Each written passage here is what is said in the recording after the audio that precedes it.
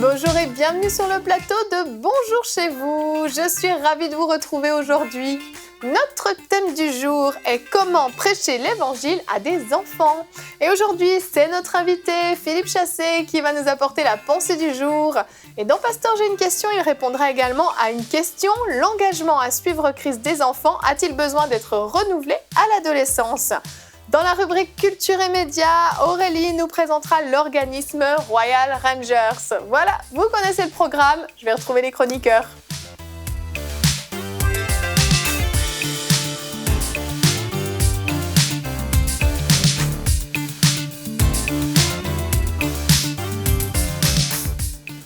Bonjour à tous. Bonjour Evelyne. Bonjour Evelyne. Ça va bien ? Ça va très bien et toi? Oui, ça va bien, merci. Philippe, bonjour. Re-bienvenue parmi nous. Merci. Vous étiez là hier avec nous. Si vous avez manqué cette émission, allez la voir. Vraiment, c'était une émission formidable avec une super rubrique Conseil du coach. Merci beaucoup d'être avec nous et de nous partager votre passion, parce que c'est vraiment une passion pour les enfants. Je le répète, vous enseignez les enfants depuis l'âge de 16 ans. Vous avez fondé le Club de l'Amitié dans lequel vous avez distribué 10 000 Nouveaux Testaments, c'est ça, 10 000 évangiles ? À l'époque, oui. À l'époque. À l'époque. Rien que ça. Tu t'en souviens ? Moi, j'étais un enfant, mais oui. je me souviens. Voilà, c'était lui. Vous avez produit, vous avez produit des programmes pour enfants, vous en avez traduit d'autres, vous avez formé beaucoup d'églises au niveau du ministère des enfants de l'école du dimanche de l'éducation chrétienne. Vous les avez aidés à se mettre à jour un petit peu. Et puis aujourd'hui, vous êtes depuis 7 ans, je crois, c'est ça, responsable du ministère des enfants du mouvement des APDC du district du Québec. Oui. C'est ça? C'est un privilège, je parle de ça. Ah, bah... Se promener dans... Je fais une église par semaine, puis quand tu vois les églises avec les enfants qui grandissent, ça veut dire qu'il y a de l'avenir. Ah, amen. Ils disent une église qui n'a pas d'enfants a une survie de 20 ans seulement. Ben oui, parce qu'au bout d'un moment, il manque une génération, il y a un trou, en fait. Oui. Et malheureusement, au Québec, on avait commencé, mais en sillonnant les rues et les boulevards et les autoroutes, non. Les enfants de partout, c'est en train de fleurir. Alors, je remercie le Seigneur pour l'avenir dans nos églises. Amen, gloire à Dieu. Et aujourd'hui, nous allons parler de comment prêcher l'Évangile à des enfants. Puis c'est vraiment une question, je pense, que beaucoup se posent. Les enfants sont-ils vraiment capables de comprendre de quoi on parle, la croix, Jésus, le péché, etc. Toutes ces choses, ces notions d'éternité. Vas-y Gwen, tu peux tousser. Pardon, je suis en train de m'étouffer, pardon. Je t'entends t'étouffer à côté de moi, ça fait mal au cœur en fait. Te pardonnons en tout cas. Merci de me pardonner. Et donc, Philippe, avec vous dans la pensée du jour, on va en parler tout de suite.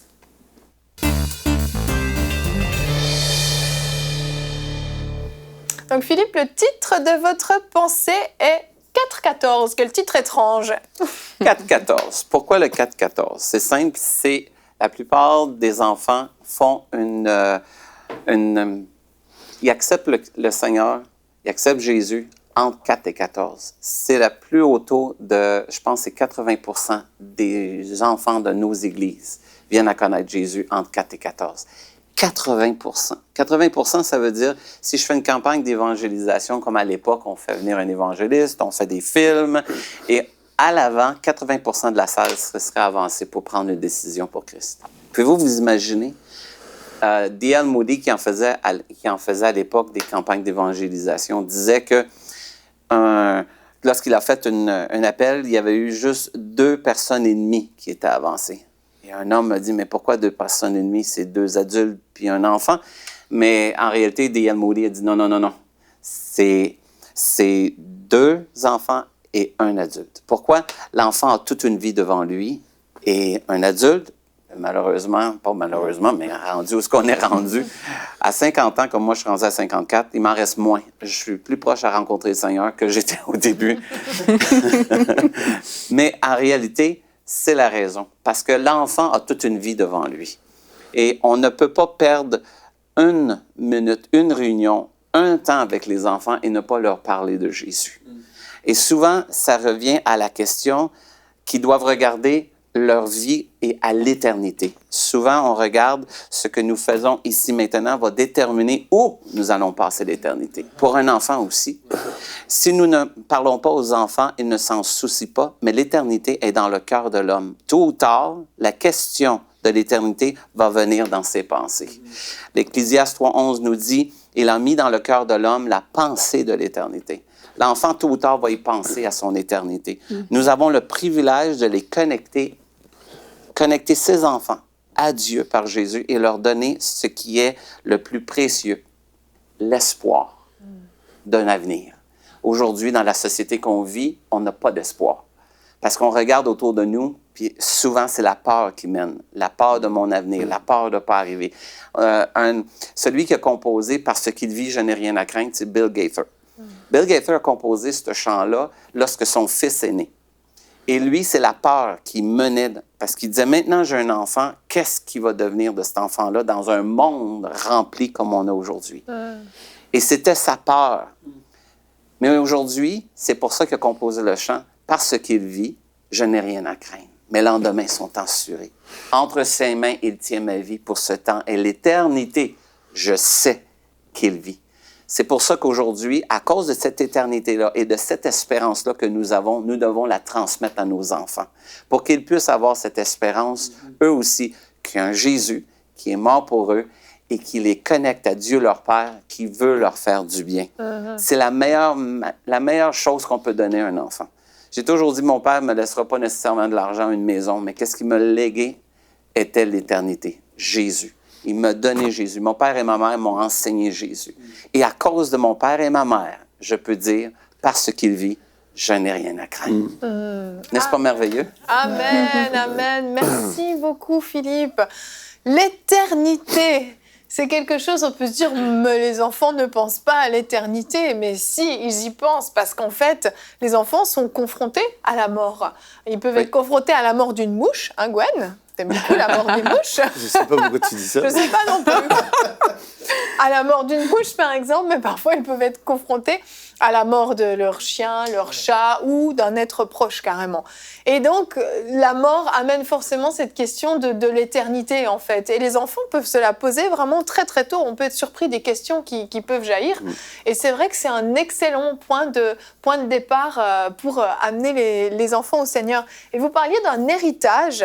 Et on a une citation du jour, je veux tout de suite qu'on puisse l'afficher. C'est une citation de Billy Graham qui a dit « Le plus grand héritage que l'on puisse transmettre à ses enfants et à ses petits-enfants n'est pas de l'argent ou d'autres choses matérielles accumulées dans sa vie, mais un héritage de caractère et de foi. » Vous approuvez, Philippe? À 100%. 100%. On se préoccupe souvent de l'avenir de nos enfants. C'est drôle, hein? On est capable de leur apprendre à manger avec une fourchette. On est capable, on leur dit, tu t'assois comme il faut, tu vas porter ci, tu vas faire ça, parce qu'on veut qu'ils se comportent bien. Pourtant, quand on arrive avec la foi, on leur laisse le libre choix. C'est vrai. Leur nourriture spirituelle est encore plus importante que leur nourriture temporelle. C'est vrai. Mais on ne fait pas ça. Parce qu'on dit, on ne veut pas brimer l'enfant, on ne poussera pas l'enfant. Pousser l'enfant. L'enfant entend juste une main qui va lui dire, regarde ce que j'ai pour toi. Et il va rentrer. Moi, j'ai été un enfant comme ça, qui a saisi l'éternité quand mon père et ma mère. Et je me souviens de ce mercredi soir-là, assis sur une chaise. Puis c'est une tempête dehors, je me souviens. Et je savais, à cause de l'enseignement que j'avais reçu, si je mourais, j'y allais pas. Je passais pas. Et j'ai donné ma vie à Christ ce soir-là, seul, sur une chaise, avec une tempête. Et après avoir parlé, prié, j'avais une paix à l'intérieur que je savais maintenant que si quelque chose m'arrivait, j'allais dans la présence de Dieu. Ça, j'étais jeune, j'étais pas vieux. Mais pourquoi j'ai fait ça? Il y a quelqu'un qui m'en a parlé. C'est ça. Et c'est l'héritage que mon père et ma mère ont voulu léguer. Et ils nous l'ont légué avec joie. Moi, je l'ai reçu. Et là, je l'ai fait à ma fille aujourd'hui. Et c'est pour ça que moi, je crois dans la génération qu'on est aujourd'hui.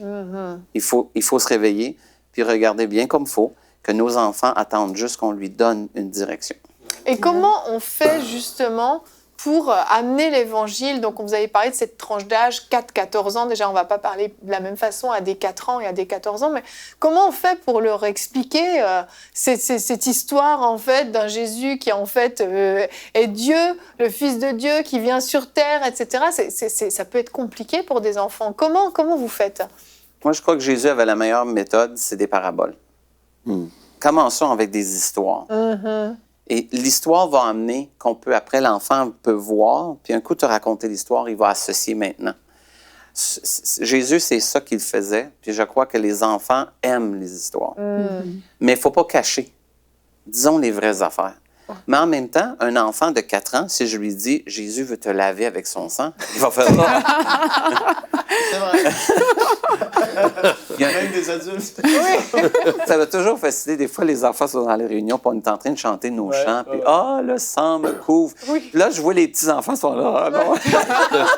Aïe, aïe, aïe, ouais. Mais pourquoi pas adapter? Jésus, c'est ça qu'il faisait. Il s'est dit qu'il leur parlait en parabole parce qu'il n'était pas capable de comprendre. Oui. Il disait ça à des adultes.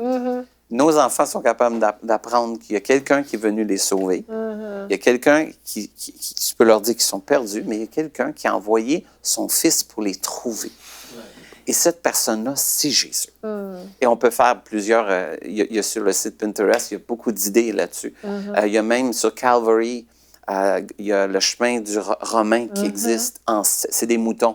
Et tu fais le chemin avec chaque mouton, il y a un verset qui t'emmène au salut. Et les enfants commencent à comprendre que moi aussi, j'ai besoin d'être perdu. Parce que si tu dis à un enfant qui est perdu, il va dire « Je ne suis pas perdu, je suis à la maison. » Oui, c'est ça.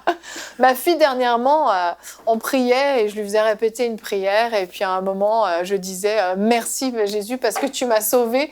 Puis là, elle me dit mais maman, pourquoi Jésus nous a sauvés? On n'était pas coincés. Bon, elle a 3 ans et demi, quoi. Mais c'est logique. Mais j'ai profité de l'opportunité le soir pour leur expliquer ça. Juste concernant le chemin romain, Frank, je sais que tu veux parler. Il est disponible sur votre pensée du jour sur le site encitv.com, là où vous avez la pensée du jour de Philippe. Il y a le lien en bas. Ça existe en plein de langues différentes, donc c'est vraiment un bel outil. Oui, Frank. Non? Ah bon? Non, c'est pas vrai. Non, c'est pas vrai. Non, je trouve ça excellent, cette émission-là, parce que, en entendant Philippe parler, je me souviens, admettons, on en prend un, John G. Lake, qui est comme un héros de la foi, si on veut. Il a fait des choses extraordinaires pour Dieu, apporté le réveil à des places. Mais ses enfants qu'il a eus avec sa première femme qui allait décéder en l'aidant à servir, ses enfants, à lui, n'ont même pas poursuivi avec le Seigneur par la suite. Oh. Tu vois, fait que c'est... Des fois, on est là, on est tellement engagé dans ce qu'on fait en tant que parent, on se dit, ben, justement, j'ai mon ministère ou j'ai ma...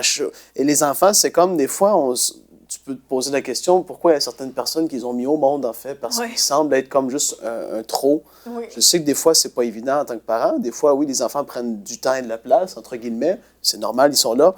Mais il faut vraiment prendre ça au sérieux. Puis c'est pour ça que j'en parle, c'est qu'est-ce qu'ils viennent de dire. C'est tellement important de prendre cette prise de conscience-là que le soir, avant qu'il se couche, de commencer à parler de ces choses-là par rapport à le salut. Jésus, qu'est-ce qu'il a fait? Qui est allé sur la croix. Puis moi, mon enfant le plus jeune, il aime ça quand on parle de ça, l'histoire de la croix, il aime ça. Puis il dit, ah ouais, il était sur la croix. Mais ça commence déjà à être à l'intérieur de lui, en fait. Ça va produire son fruit en son temps, c'est sûr et certain. Il va avoir 4 ans, là, mais il est déjà conscient de tout ça. Et mon plus vieux, lui, il aime beaucoup Jésus, en fait. Puis là, il voulait prier l'autre soir avec moi en bas avec la musique. Puis il commence à avoir un intérêt qui grandit, mais c'est de prendre la prise de conscience aux parents qui nous regardent aujourd'hui, que vraiment ça les regarde, puis c'est un héritage qui est énorme. Moi, c'est l'héritage de mon grand-père qui a apporté le salut dans ma famille, puis toute la famille aujourd'hui, il y en a beaucoup qui servent le Seigneur, et puis c'est de quoi qu'il n'y a pas de prix. Vraiment. C'est énorme. Vraiment. C'est Puis éternel. Oui, c'est ça. On va tout être, dans le futur, on va tous être ensemble, puis on va être là. Tu sais, le plan du salut est extraordinairement pensé. C'est vraiment quelque chose. On va tous être ensemble dans 1 million d'années. On va être encore ensemble. Mais c'est l'importance de pouvoir l'apporter dès qu'ils sont jeunes. C'est pour ça que je voulais parler de ça. C'est juste faire prendre la prise de conscience Oui. que ça nous regarde, en fait. Amen. La Bible dit d'éduquer l'enfant selon la voie qu'il doit suivre. Et moi, par exemple, même si j'étais dans une famille chrétienne religieuse quand j'étais enfant, il y a beaucoup de choses que je sais aujourd'hui parce qu'on lisait la Bible ensemble. Il y a des histoires que je connais comme ça, mais que j'ai captées dans mon enfance. Et en grandissant, ben, c'est sûr qu'on commence à se poser des questions. Et là, Dieu, il peut nous révéler, il nous révèle des choses, en fait, qu'on commence à comprendre parce qu'on a grandi, mais qui ont été ancrées en nous C'est vrai. parce qu'on les a reçus étant enfants. Et la Bible même dit que le royaume de Dieu, vraiment, c'est pour ceux qui sont semblables à des petits-enfants. Ça veut dire que les petits-enfants sont plus qualifiés pour atteindre le royaume de Dieu parce qu'il suffit que nous, les adultes, on leur ressemble finalement pour avoir accès au royaume de Dieu. Oui. Donc, c'est pas quelque chose qu'on peut juste dire, les enfants, ils comprennent pas, parce que c'est facile de dire ça, c'est des excuses que certaines personnes ont. C'est que non, il est trop petit, il est trop jeune, etc. Mais non, l'enfant comprend. Et l'enfant est un être humain à part entière, Oui. à qui on doit expliquer les choses du royaume, parce que lui aussi, il a appelé à saisir ses vérités bibliques, son héritage, toutes ces choses-là. On n'attend pas d'avoir 20 ans ou 30 ans pour les saisir. Tout petit, on peut déjà saisir son héritage. Moi, quand j'étais petit, en fait, ma grand-mère, elle nous faisait dormir avec elle et puis on lui lisait les évangiles, mon frère ou moi, parce qu'elle savait pas lire en fait. Et elle était catholique. Mais c'était son moyen non seulement pour elle de nous transmettre la foi, mais en plus, vu qu'elle savait pas lire, c'était l'occasion pour nous de lire pour elle les évangiles. Et moi, j'ai pas donné ma vie à Christ étant jeune. J'ai vraiment rencontré le Seigneur bien plus tard, à 21 ans. Mais c'était quand même un dépôt qui avait été là, parce que même dans mon attitude, dans ma façon de me comporter à l'école, avec les gens, il y avait déjà les paroles de Jésus qui résonnaient concernant l'amour, concernant le pardon. Toutes ces choses-là étaient vraiment ancrées. Et puis les enfants comprennent plein de choses. Puis il y a un verset qui dit, je ne saurais pas dire comment il le dit, mais tout à l'heure, Philippe parlait des paraboles, et c'est vraiment excellent d'enseigner les enfants en paraboles. Mais non seulement Jésus enseignait en paraboles, mais il leur disait, mais comment vous ne pouvez pas comprendre, vous? En fait, il expliquait vraiment en paraboles, parce qu'il savait que c'était seulement ceux qui avaient un cœur ouvert pour comprendre. Et les enfants, quand on leur explique en parabole, ils ont un cœur ouvert pour comprendre. Et il y a un verset qui explique que tout ce qui est créé, c'est l'œuvre des mains de Dieu. Et c'est bon de parler aux enfants, de leur expliquer en leur montrant. Moi, mon fils, il a toujours été émerveillé en regardant ça. Il disait, non mais ça, c'est obligé. C'est Dieu qui l'a créé. C'est Dieu qui l'a créé. Dès quand ils voient ça, ils comprennent, ils voient la complexité, finalement, avec leurs yeux d'enfant. Toute la création, tout ce qu'ils voient, eux, ils se disent, waouh, c'est Dieu qui a créé ça. Amen. On regarde, l'enseignement ne se fait pas seulement au coucher, ne se fait pas seulement, on voit, C'est ça. une des choses que moi j'ai découvert avec ma fille, c'était au déjeuner, le petit déjeuner. Parce qu'au petit déjeuner, elle n'a pas le choix d'être assis. Et souvent, je prenais un dévotionnel, et pendant qu'elle mangeait, on faisait un dévotionnel, ça prenait 5 minutes. Mais 5 minutes par jour peut changer une vie. C'est vrai. Mais on n'y pense pas, parce qu'on est tellement... Et ce que moi, j'ai trouvé pour les plus petits, faites un apron, où ce que l'enfant peut jouer sur son apron, sur des choses, des vérités bibliques, pendant qu'il mange. C'est une autre manière d'aller chercher l'enfant. Pour moi, je trouve, aller chercher l'enfant, c'est voir où ce qu'il est. Et il est obligé de s'asseoir pour manger son déjeuner. C'est vrai. Pourquoi pas joindre l'utile à l'agréable? Puis, même chose, le coucher, quand il se couche, de leur demander de raconter une histoire. Mais ça se fait aussi dans l'auto. Oui. Souvent, on oublie, il y a des fois les Bibles audio. Oui. Maintenant, il y en a des animés, où vous entendez des bruits, vous entendez Jésus parler, un disciple parler. Mettez ça en descendant à Québec. Ça prend 2h30 aller de Montréal à Québec. Mais pourquoi pas faire un chapitre L'enfant entend ça. Ouais. L'enfant, ce qu'il entend... Moi, je me souviens, ma fille, je ne sais pas si vos enfants qui sont comme ça, elle est auditive. Puis moi, des fois, je dis, regarde-moi quand je te parle. Et puis, elle me regardait, elle me répétait tout ce que j'avais dit. Là, je dis, mais comment ça fait? Ben, je t'entends. Là, pour moi, dans ma tête, c'était comme, non, faut que tu me regardes. Là. Et c'est là que j'ai commencé à dire, oh, ça veut dire que l'oreille, mais l'oreille du cœur aussi est toujours ouverte. Ah oui. Qu'est-ce qu'on leur donne dans l'auto? Qu'est-ce qu'on leur donne à la maison? Qu'est-ce qu'on leur donne autour de nous en allant à l'église?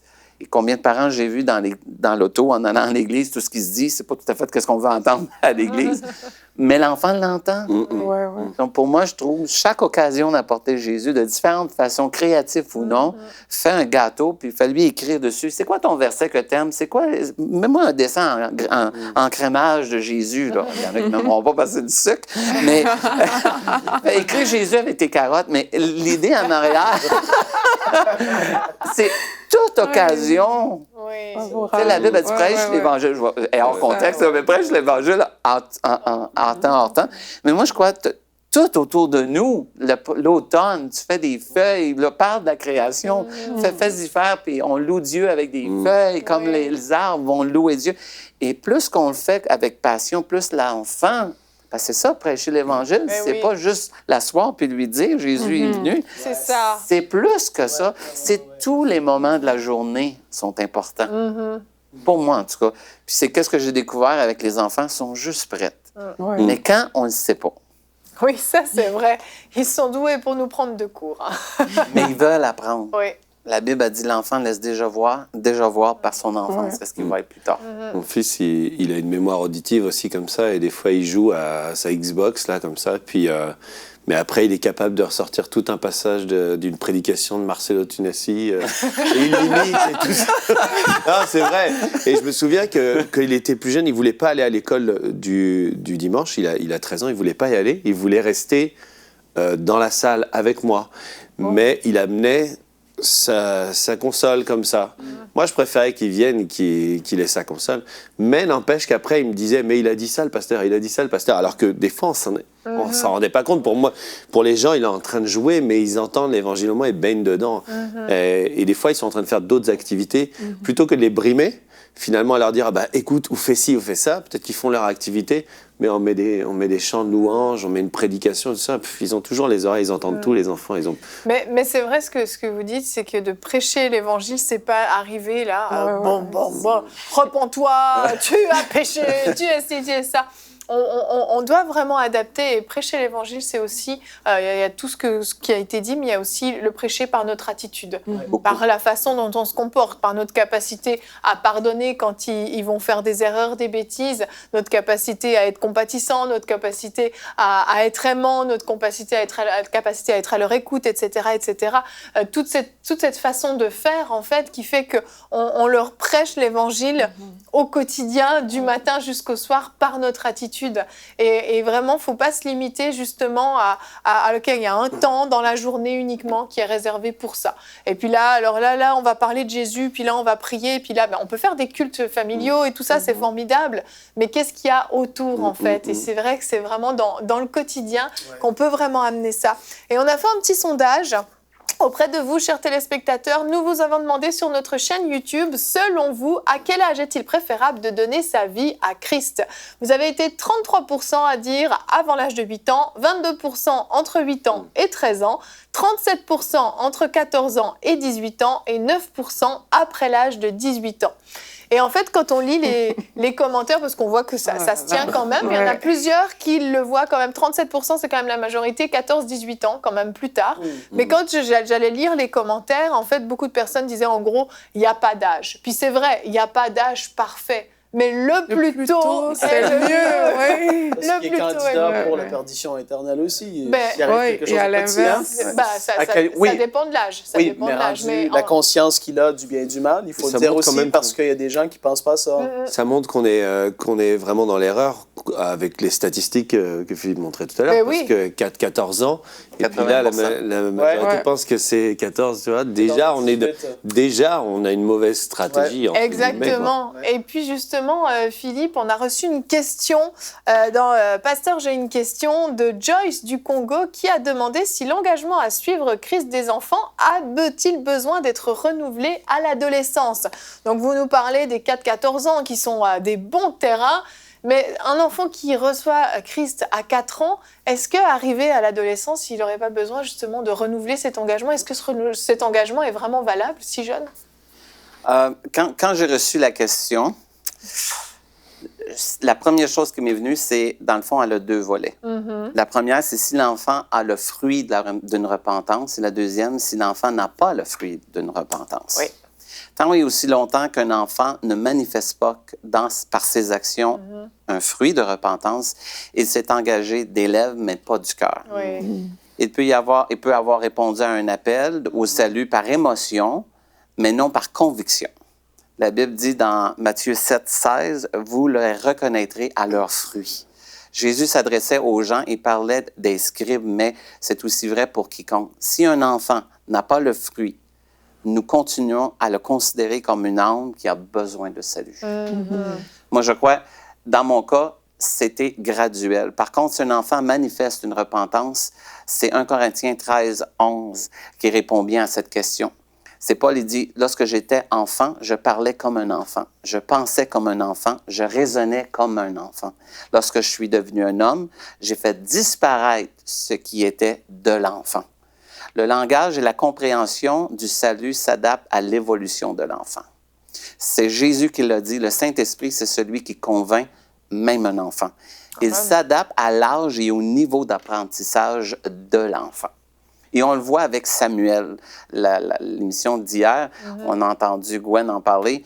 Dans l'Ancien Testament, ça disait, Samuel ne pouvait même pas différencier la voix de Dieu et celle d'Élie, le sacrificateur. Il a fallu qu'Élie lui enseigne à dire « Parle car ton serviteur écoute ».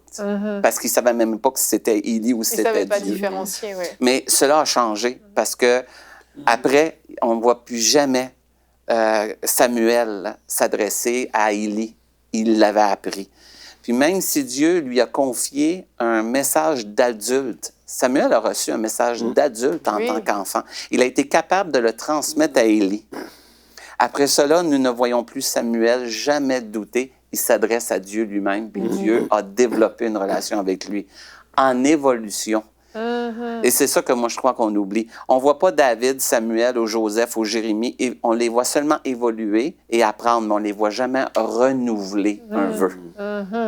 Donc, en fait, si je comprends bien, si l'enfant a réellement vécu vraiment la nouvelle naissance, peu importe l'âge qu'il avait, qu'il a vraiment expérimenté le salut, et c'est pas nécessaire de le renouveler puisque finalement l'engagement est valable encore, mais on doit avoir une progression, on doit avoir une évolution. Le fruit est là. Oui. C'est ça qu'on regarde. S'il y a un fruit, s'il n'y a pas de fruit de repentance, il n'y aura pas d'évolution. Il va y avoir un fruit inverse. Mais quand on voit un fruit, l'évolution, c'est comme un fruit. Le fruit commence petit. Oui. On le voit, surtout si c'est la saison des pommes, on les voit, puis on les... Il n'y a personne qui a été voir la pomme et dit « on va renouveler ». Non, le fruit a grandi. Le salut, c'est comme ça dans le cœur de l'enfant. Il a été placé, c'est un fruit qui pousse puis qui grandit. Puis c'est Dieu qui le fait croître, ça. Mais il faut absolument qu'on discerne avant. Alors, les gens disent, il faut qu'il renouvelle. Peut-être observer si avant, il n'y avait pas un fruit de repentance. Oui, c'est ça, en fait. La différence est vraiment là. Il faut prendre le temps donc, de savoir être capable de déterminer si l'enfant a vraiment un fruit, porte vraiment du fruit de la repentance. Ça se fait poser la question à l'enfant, est-ce que tu crois? Est-ce que tu crois que Jésus est le Fils de Dieu? S'il n'est pas capable de répondre, il n'est pas... L'autre, obéis-tu? On doit voir s'il obéit à ce que Dieu dit. Puis, est-ce qu'il est capable de comprendre que ses péchés, il se repent? Est-ce qu'il demande pardon ou ça ne lui dérange pas? Quand l'enfant, ça ne lui dérange pas de mentir, je me souviens, je suis dans une éducation chrétienne, puis je suis en avant en train de parler, puis l'enfant me regarde, puis elle vient de faire quelque chose. Je lui dis, tu viens de me mentir? Elle me regarde, ben non. Je dis, mais c'est impossible, tu viens de me mentir. Tu sais que c'est mal. Elle dit, non, je ne savais pas que c'était mal. Je dis, ben voyons donc, c'est impossible, tu ne sais pas, je connais tes parents, ils t'ont enseigné à quelque part. Et elle, aucune culpabilité. Ah oui. Donc ça, c'est un signe que l'engagement n'a pas à être renouvelé, il a juste à avoir lieu. En fait, l'engagement n'a pas eu lieu encore. Le dernier, tu vas le voir si l'enfant aime Dieu. Un enfant qui aime Dieu, ça se voit. C'est vrai. Il peut, mais quand tu le vois, il y a un amour pour Dieu, là. Et c'est là qu'on doit, moi je crois plutôt, cultiver, arroser l'enfant qui aime Jésus. L'autre, c'est pas pareil. Lui, il faut que je l'emmène à la nouvelle naissance. OK. Et il y en a, c'est plus tard. Il y en a d'autres, c'est avant. Mais c'est sûr et certain, la Bible a dit tous vont avoir à faire un choix un jour ou l'autre. Oui, exact. Super réponse, très complète. J'espère, Joyce, que vous avez eu votre réponse. Si vous avez des questions, vous pouvez nous les envoyer à l'adresse pasteur.j'ai-une-question@emci.tv. On continue maintenant avec la rubrique Culture et Médias.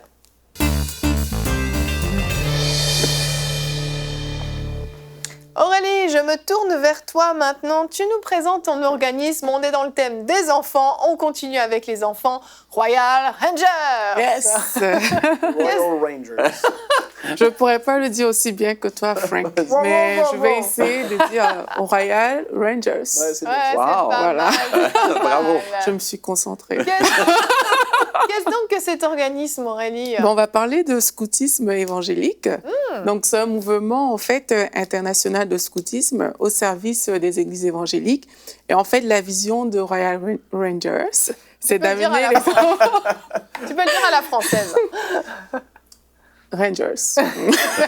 Donc, leur vision, en fait, c'est d'amener les enfants à Jésus-Christ. Il y a 3 pôles. Amener les enfants à Jésus-Christ, garder les enfants en Jésus dans l'Église et les rendre prêts à servir. Alors, c'est un mouvement international qui a commencé, qui a été fondé aux États-Unis en 1962. Et dans les années 80, mais il s'est répandu un peu en Europe, en Angleterre, en Allemagne. Et depuis 1989, il est aussi en France. Il a commencé à Dieppe. Et en France, en fait, on va plus parler du groupe de France aujourd'hui. Il y a 14 groupes locaux. On les appelle des unités en France. Et aujourd'hui, ils sont environ 370 membres. Et chaque groupe, en fait, est rattaché à une église locale.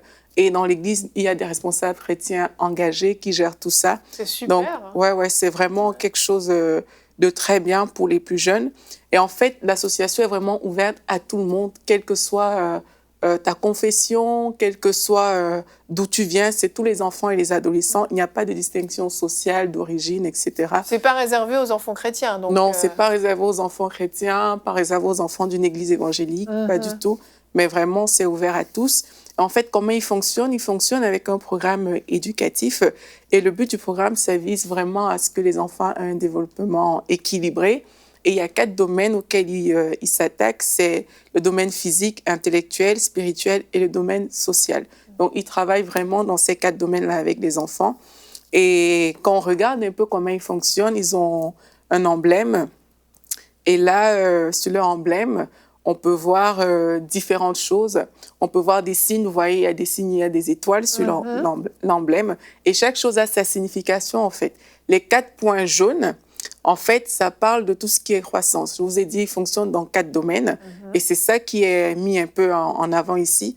Au niveau des 4 points jaunes, tout ce qui est croissance, donc physique, intellectuelle, spirituelle, sociale, c'est ce que ça représente. Il y a aussi les 4 points rouges que vous pouvez voir. Ben là, ça parle des bases bibliques. Le salut, le Saint-Esprit, la guérison, le retour de Jésus. C'est comme ça qu'ils l'ont illustré. C'est ce qu'ils voient avec les enfants.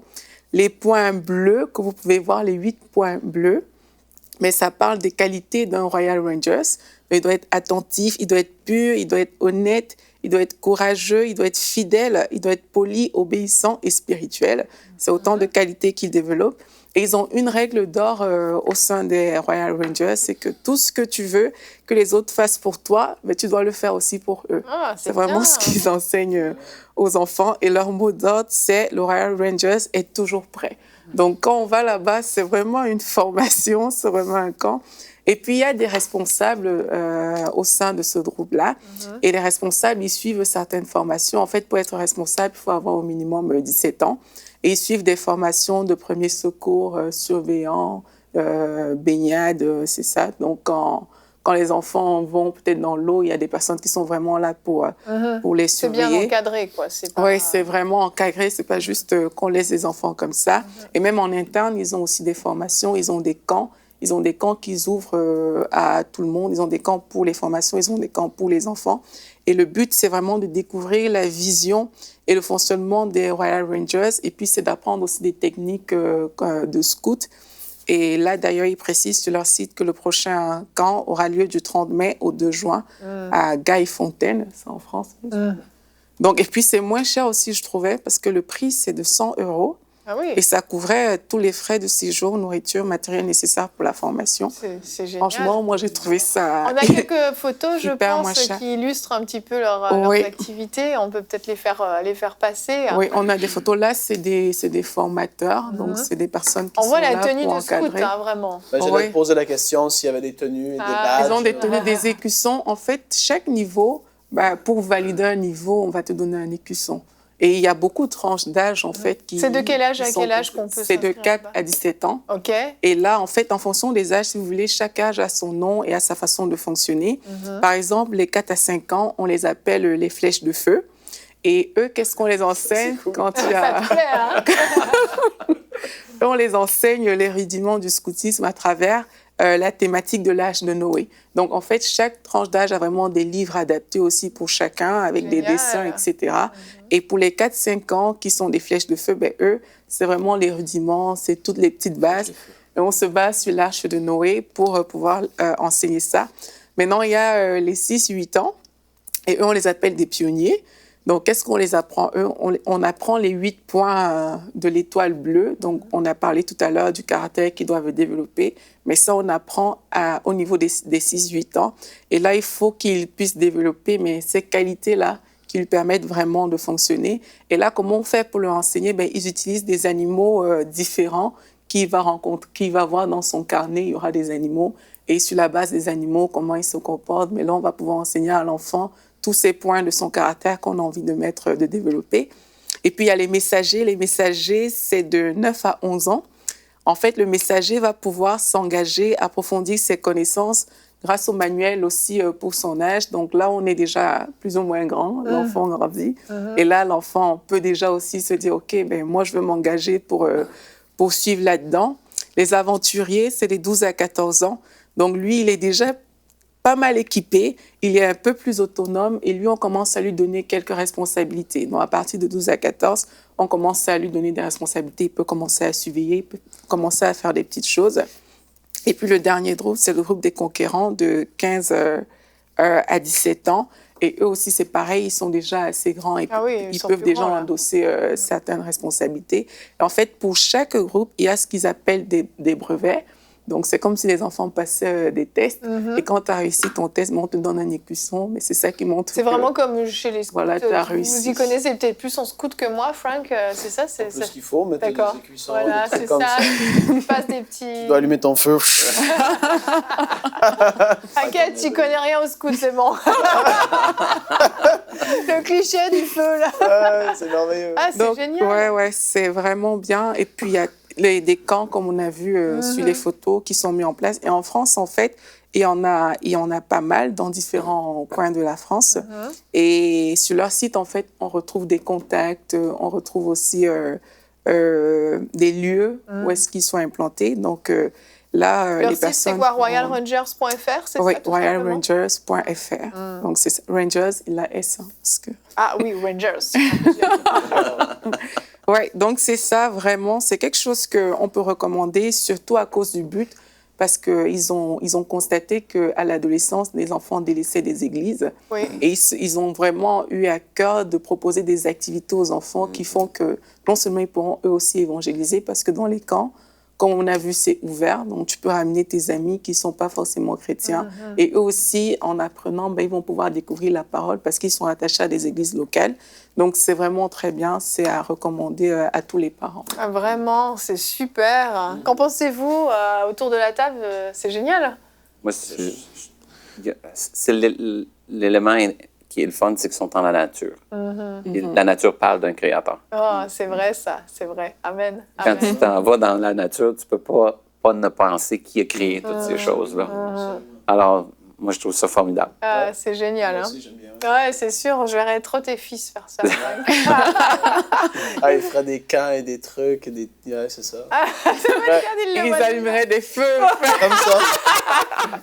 Il ira à la pêche. Il ferait lui cuire le poisson. C'est vraiment génial parce que c'est vrai, il y a plein de camps, il y a toutes sortes de camps. Et puis c'est vrai qu'en plus, je connais pas toutes les cultures de tous les pays, mais en France, les camps d'été, etc., c'est quand même très répandu en colonies de vacances, etc. Et là, les envoyés, ils vont faire des activités qui sont vraiment géniales, qui sont ludiques. Mais en plus, on va leur enseigner des choses de la Bible. Leurs amis ont l'opportunité de se donner au Seigneur, etc. Et je suis sûre qu'il y a plein d'enfants, même de parents chrétiens, qui se donnent au Seigneur dans ce genre de regroupement. Donc moi, je trouve ça vraiment génial. Chers parents, on recommande.